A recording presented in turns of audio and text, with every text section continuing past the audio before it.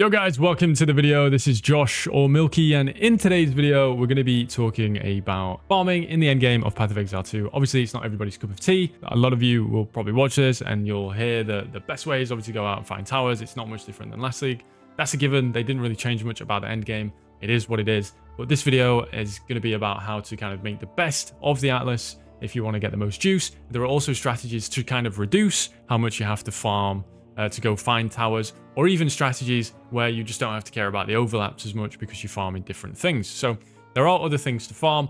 You don't always have to just juice everything with quant, but in this video I'm going to talk about the way that I farm, which is primarily with quantity to try and juice the amount of drops that you get from mobs inherently, right? Just the raw drops that come from monsters. What do I typically do? Well, over the past couple of days, over like a span of time, I will obviously go and find towers. I'll just do what are called like travel maps. I think they've been dubbed by the community. You'll just go and go out and explore the Atlas, and on your way you're going to hit all these towers, and what I do is I note down any good location to save for later. So rather than just find one, I'd prefer to do it in one big like bulk city, and I'll just do a ton of traveling around finding towers, and then you end up with good locations like this one.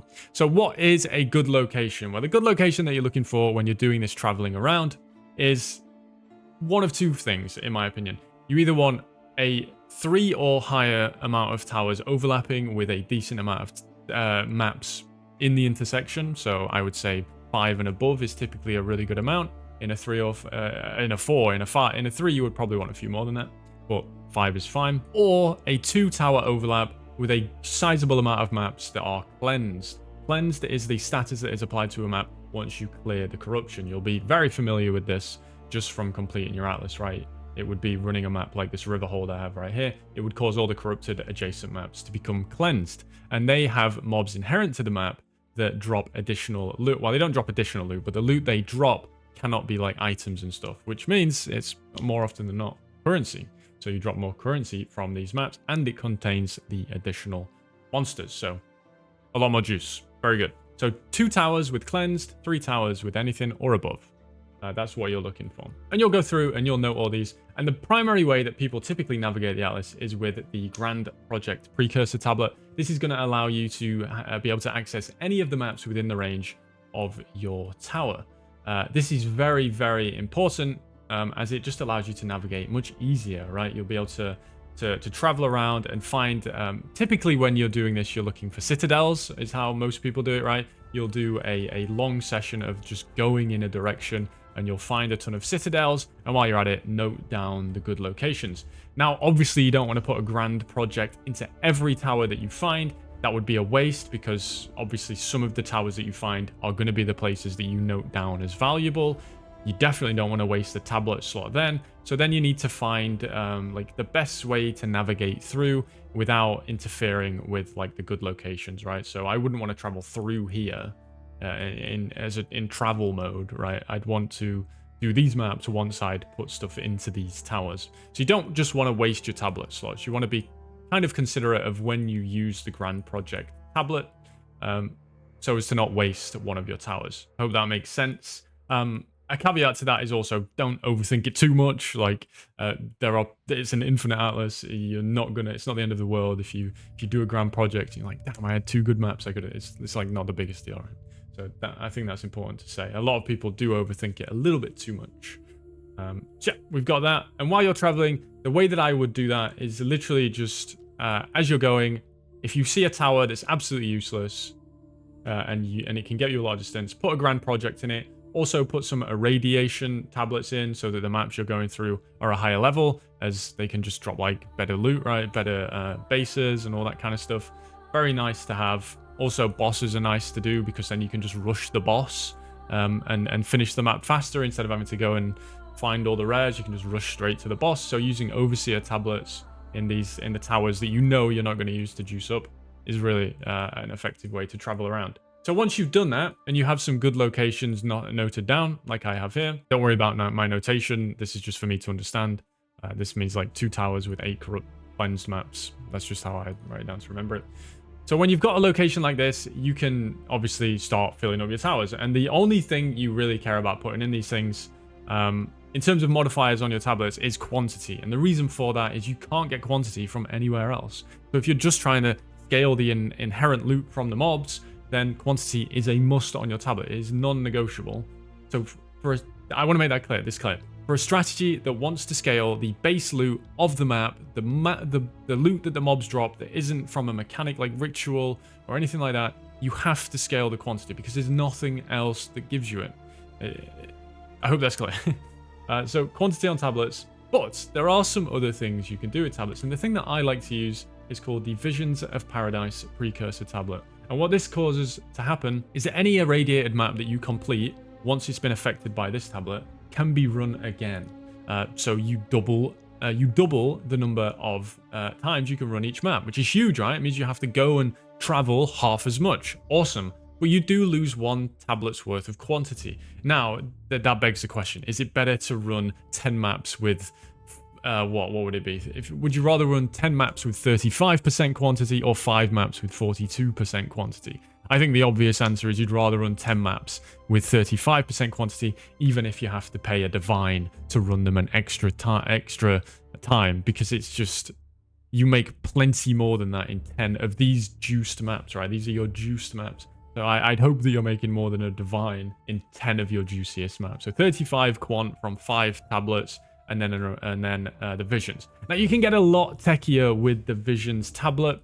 For an example, I've already ran it today, but let's take this ravine map. I had maps in this location here. You can see this was a triple overlap. I had maps here with the abyss on them, with this thing here, abyss, right? I had maps with the abyss on, and what I could do is I could use a visions. So let's say I got here 2 quant tablets and a visions. So 14% quant on this map, and I can run it twice. Brilliant. I run it once, but I do have 2 towers, so I could then go 2 quant tablets in this map and the visions, run it again, and then the same here. Now bear in mind, in the meantime, you would be running all the other maps here as well that you could access, so as not to waste, you don't just want to say, oh, I can do 1 map 5 times. You would do all these maps 4 times, right? Sorry, it's 4, not 5. You do all these maps 4 times, and then you're really like double, triple dipping on all the like added bonuses you're getting. Now you shouldn't do this that often. It's very specific circumstances where this is worth doing, and there's some argument for say going like 3 tablets in here and then 1 visions in here, so you'd have 5 tablets worth of quant, 1 visions, and then for the next run you'd have 7 towers worth of quant and another visions. But obviously every time you use a visions, you're spending almost a divine, but you're getting to run all these maps in additional time. So do consider using this when you find really good locations, because it allows you to run your best maps more times. And don't think you can only use it once, because as long as you run the map and remove the irradiation tag, you could put this in another tower to reapply the irradiation tag to run it again and then again. So any map that you see, as a rule of thumb, can be run 1 plus the number of towers that are connected to it. So if you get a really good location with a lot of maps in an overlap that have a lot of good modifiers on them, consider stacking visions, where you must complete the map before you use the next visions. Otherwise, it does not stack. It won't work. I hope that's clear. So that's what I do very frequently, because this has the added benefit, of course, of meaning I don't have to travel around as much and I get more out of 1 location. This may seem a little bit techie, but ultimately in practice, it really does feel nice to do, because you just don't have to run around as much, right? You can you can hunker down in 1 spot and just keep doing it over and over again. So very good. And then obviously we have the quant tablets. Now, what about your maps? So we're getting quant from the tablets. The maps are where we're going to get our rarity and our monsters. So the maps now roll with these implicits, right? Pack size, magic monsters, rare monsters, item rarity.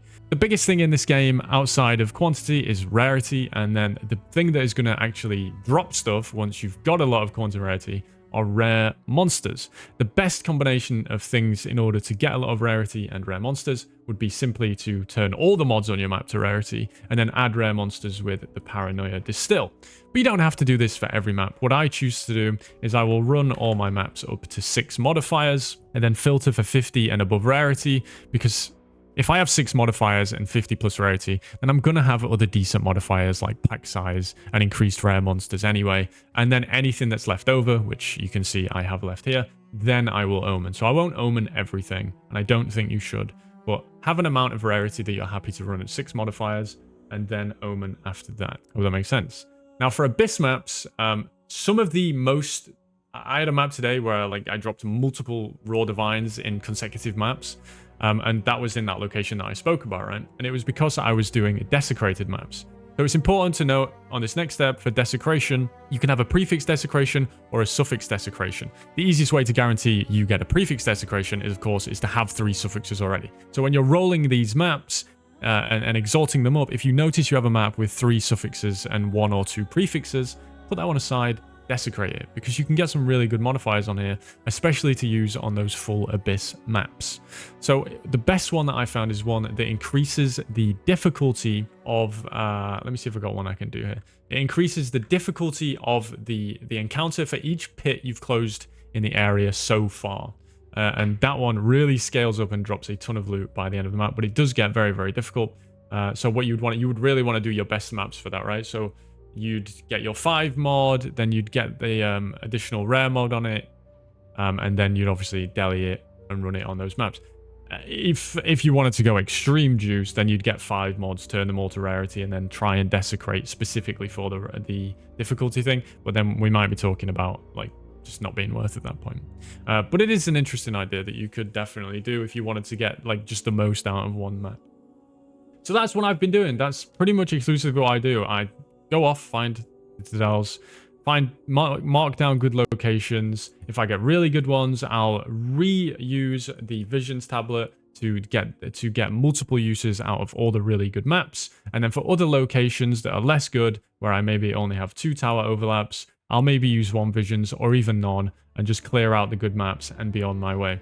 The easiest way to do this, if you don't care about any of the like nitty-gritty or granular stuff about using visions or the grand project, is to take any 2 tower overlap, put in quant tablets, fill in any maps within the intersection, and move on to the next. That would be the easiest way to do it. But then there's also the information in this video if you want to get a bit more technical and get more bang for your buck out of these maps. I hope this helped with kind of like the juicing. Again, this is exclusively for like boosting the inherent drops of the mobs. There are of course strategies that don't care as much about that. That would be things like ritual, where you're just trying to get as much tribute as possible.